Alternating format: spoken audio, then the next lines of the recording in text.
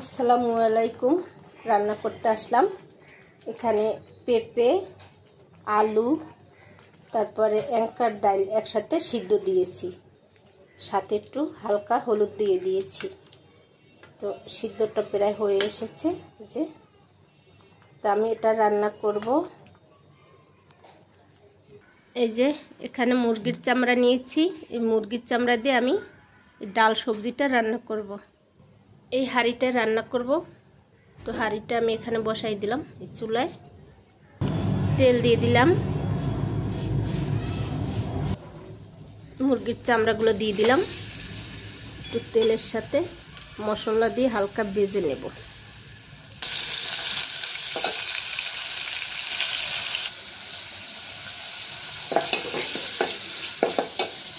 এখানে কাঁচা জিরা আর রসুন বাটা আছে, দিয়ে দিলাম। সামান্য পরিমাণ আদা বাটা ভেজে নেব। ভেজে নিয়েছি, দিয়ে দিলাম পেঁয়াজ বাটা।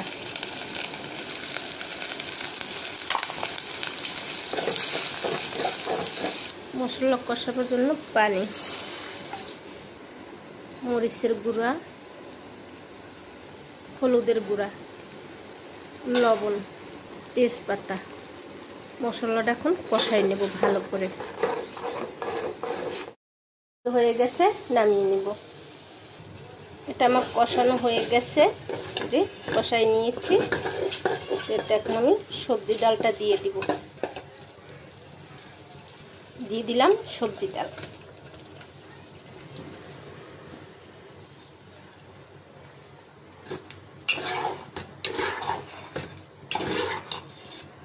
ভালো করে নাড়াচাড়া দিয়ে দিব।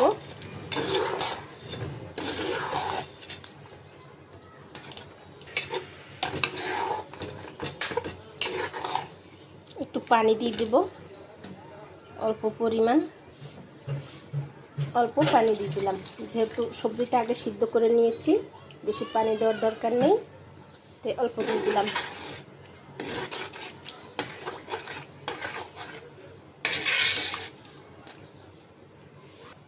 ঢাকনাটা দিয়ে রাখলাম।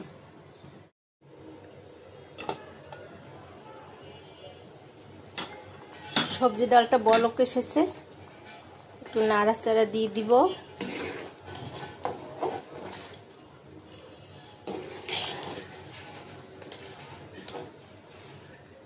তো সবজি ডালটা হয়ে গেছে, এই যে আলুও সিদ্ধ হয়ে গেছে, এই যে তারপরে পেঁপেও সিদ্ধ হয়ে গেছে,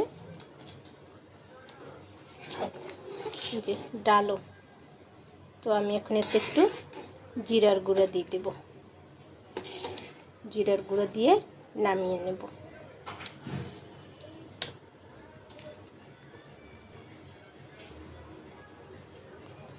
দিয়ে দিব জিরার গুঁড়া, নাড়াচাড়া দিয়ে দিব। এখন এটা ভাত দিয়েও খাওয়া যাবে সবজি ডালটা, বা রুটি দিয়েও খাওয়া যাবে।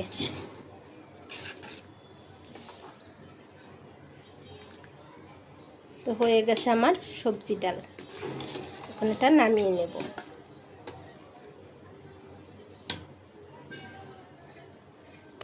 তো চুলাটা এখন অফ করে দিব। ডালটা তুলে নিব বলে।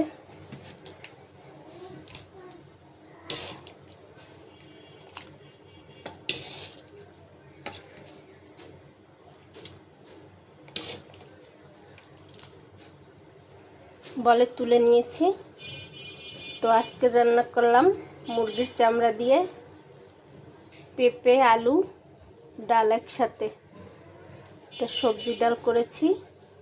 তো আজকের এই পর্যন্ত। সবাই ভালো থাকবেন। আল্লাহ হাফেজ।